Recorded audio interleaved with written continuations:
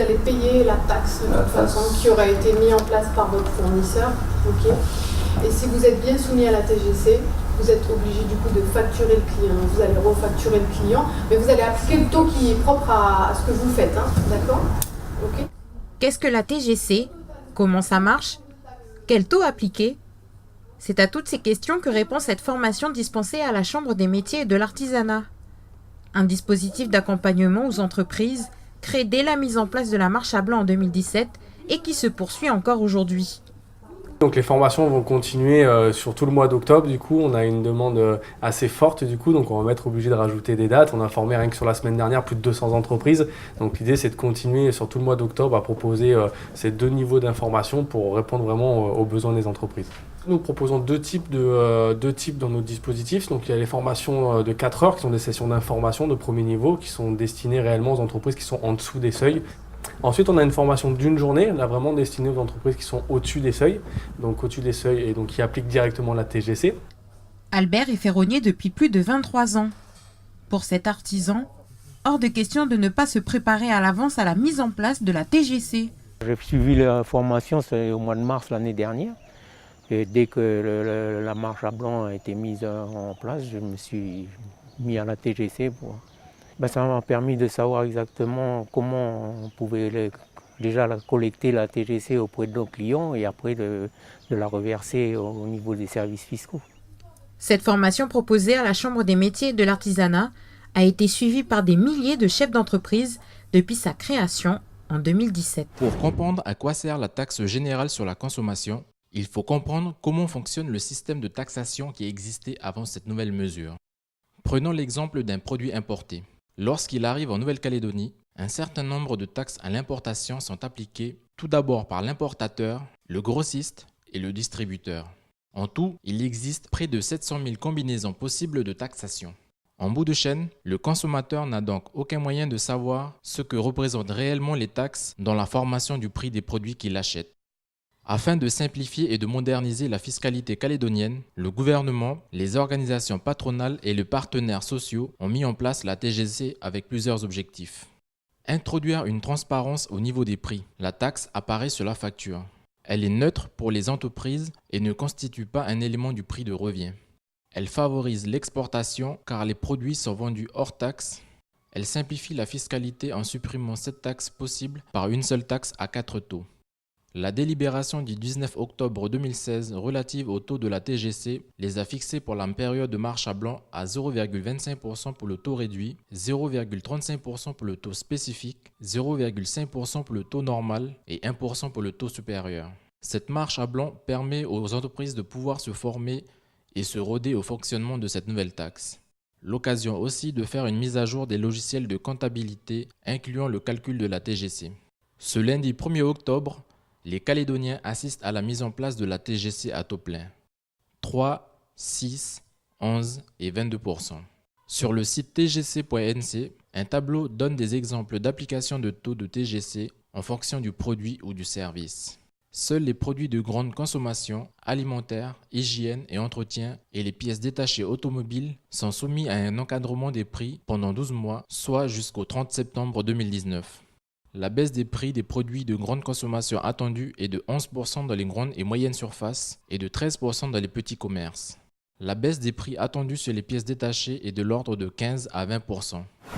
Allez, viens, Marthe.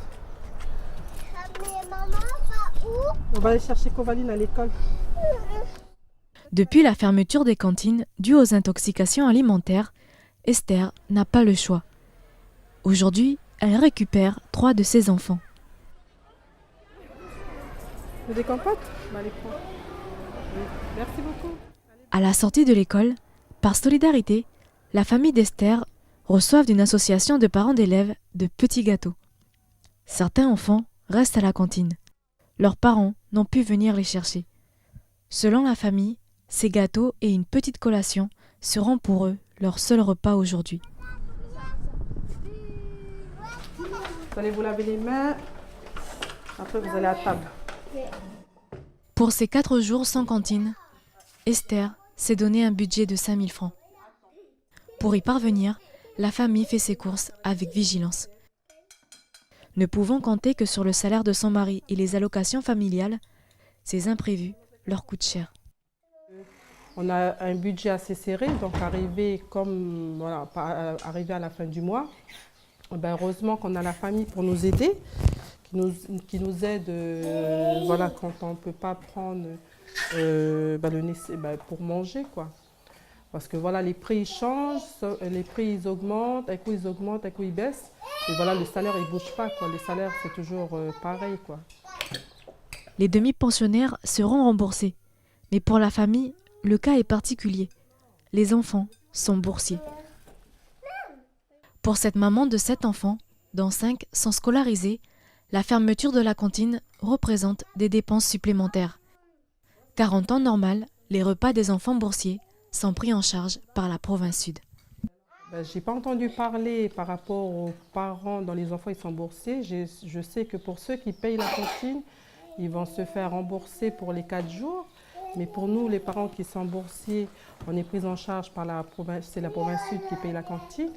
Donc on ne sait pas comment ils vont soulever ce problème-là pour savoir pour les 4 jours.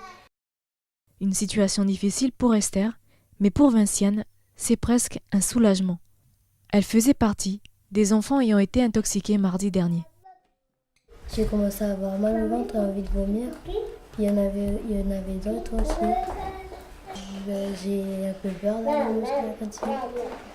Moi, j'ai eu la chance que j'étais pas intoxiquée. Et il faut qu'ils doivent se rendre compte de ce qui se passe aux écoles de Nouméa. La réouverture de la cantine jeudi, un soulagement sur le plan financier. Mais pour la famille, les inquiétudes vont sans doute encore persister.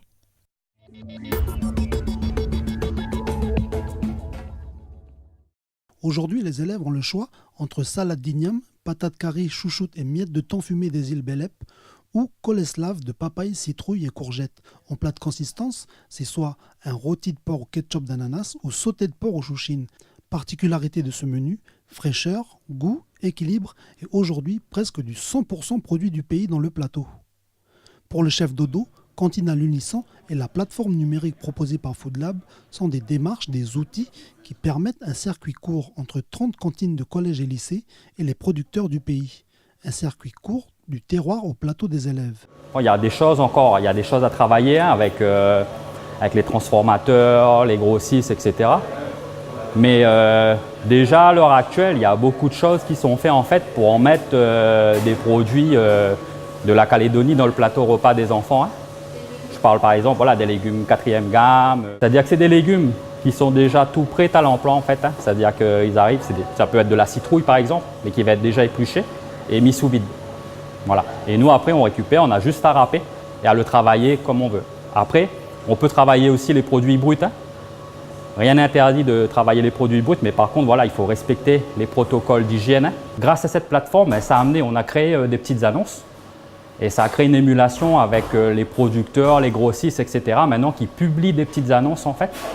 Et les chefs de cantine, ils reçoivent des newsletters en fait, avec des nouveaux produits ou des produits locaux. Et c'est comme ça en fait que ils vont mettre ces produits-là dans leur menu quotidien. Cantine à l'unisson, c'est aussi un moyen de réduire les coûts de production des repas de cantine. 250 francs en moyenne ou 320 francs pour un repas de fête comme celui de ce jour. Pour cette 3e édition, les producteurs de viande de porc ont joué le jeu. Pour 1200 francs le kilo sur le marché, Chef Dodo en a acheté pour 900 francs le kilo. Le top, ça serait de partir toujours vers ce sens-là, c'est-à-dire rester à ce prix pour pouvoir ensuite, que les chefs mettent de plus en plus. Enfin, je parle pour le porc, mais je parle aussi en général. Mais c'est vrai que le prix pour nous, c'est notre cheval de bataille. Aujourd'hui, on a la chance d'avoir une filière de production porcine en viande fraîche quasiment autosuffisante. Ça veut dire qu'on n'importe quasiment aucun morceau de viande fraîche qu'on retrouve en boucherie. Et donc du coup, la volonté des producteurs, c'est de pouvoir étendre ces habitudes de consommation et de mettre le porc à l'honneur de plus en plus dans les assiettes des Calédoniens. Même si l'OCEF a le monopole sur une grosse partie du marché de viande en Nouvelle-Calédonie, le prix de ces produits se heurte à d'autres produits dérivés importés à prix bas. En effet, il y a quand même de la concurrence de produits importés, pré-cuits, pré-transformés. qui passent à travers, on va dire, les codes douaniers et qui viennent quand même en concurrence de notre viande locale. C'est pour ça qu'on veut remettre en avant les atouts d'une filière locale. Chef Dodo et les réseaux tels que Food Lab entendent bien travailler avec les différentes filières de consommation pour que les enfants mangent, comme aujourd'hui, du 100% pays.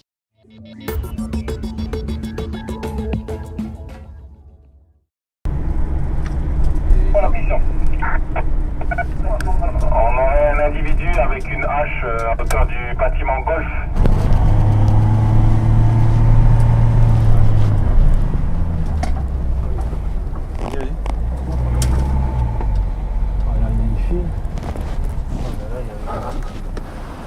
Comment je t'appelle toi? Viens, je vais prendre ton nom.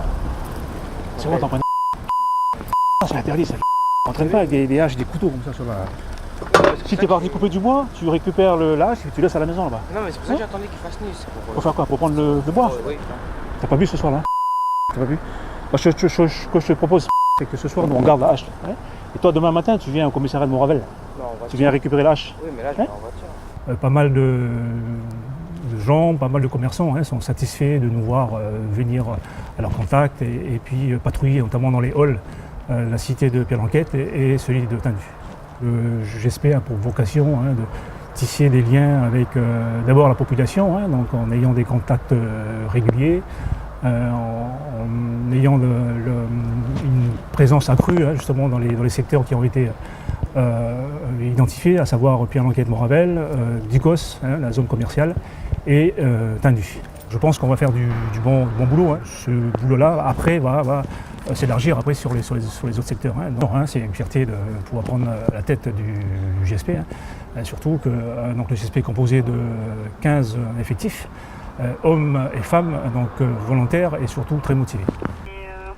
Retourner sur le squat de Koikara pour qu'elle récupère son bébé de 1 mois. Reçu? Reçu. Encore un kit caméré pour le central pour récupérer la victime.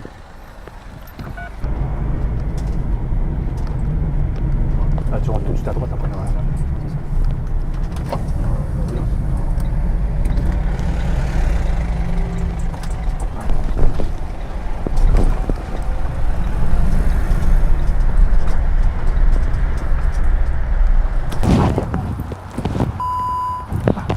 La reine grave. Elle va aller dormir ce soir chez la tante. Comme ça, elle va donner le sein à bébé. Donc ça se calme un peu et puis demain elle va revenir, comme ça vous allez discuter. Ok.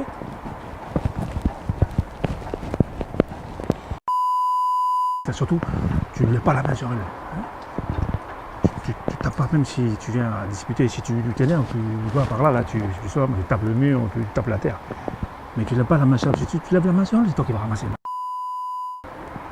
Là, ce soir, elle n'a pas voulu déposer plainte pour ce qui s'est passé entre vous deux. Elle veut juste ce soir aller dormir chez la tantine pour calmer un peu les tensions entre vous deux. Et puis demain, quand elle va revenir, vous allez discuter ensemble. Demain, elle revient. Ça marche? Fais comme ça? Bon, allez. Comme ça,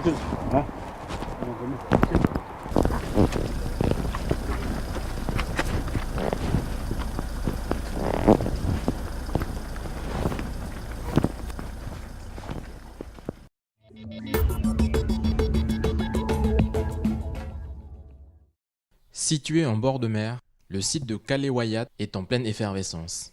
Depuis le début de la semaine, les habitants de la tribu de Diaoué et les tribus limitrophes terminent les derniers préparatifs. Pour Rockdoui, président de l'association Sao Wavanu Mbwanira, cette 13e édition des journées culturelles revêt un caractère important. Le thème de cette édition-ci, c'est 2018, Welo Marim, ça veut dire on vient pour étaler les choses qu'on a trouvées ensemble, qu'on a partagées ensemble pendant toutes ces années, parce qu'on fait le lien avec 2018, qu'est-ce qu'on a à partager? On n'a pas simplement à partager des choses qui vont se dérouler dans l'urne, mais partager dans la vie de tous les jours les choses qu'on a fait ensemble. Au programme de ces festivités, présentation de recettes culinaires, de tressage, sculpture et une conférence de l'archéologue François Ouadra sur le patrimoine de la région. Mais le temps fort de ce week-end est l'inauguration du tout premier jardin botanique de Puebo, créé avec le soutien de la province Nord, la mairie et de l'association Ondemia. On passe dans des endroits où c'est vallonné, boisé, il y a la forêt, il y a la rivière, il y a les tertres des vieux, il y a les sites historiques. Enfin, tous ces endroits qui peuvent nous aider à nous ressourcer, à retrouver un peu de célérité. Ce parcours comporte une quarantaine de panneaux indiquant le nom en langue et le nom scientifique des plantes qui le jalonnent. Et les utilisations quotidiennes de certaines d'entre elles seront dévoilées. Cet arbre-là, on appelle mac à la langue, donc Guinoliacée. Et on s'en sert de leurs feuilles, de ces feuilles pour envelopper les sardines. Ça s'appelle des sardines ordinaires ou les prêtes. Et quand on les enveloppe, ça a bon goût, quoi. Et c'est un peu plus rigide que la feuille de canard qu'on utilise habituellement. Donc nous à la langue on dit donmac. Donmac c'est des feuilles de mac. Mac c'est ça, fotabano. Une participation de 1000 francs par personne est demandée aux visiteurs pour parcourir le site avec les 4 guides et ainsi profiter d'une vue inédite de Pueblo à plus de 1500 mètres d'altitude.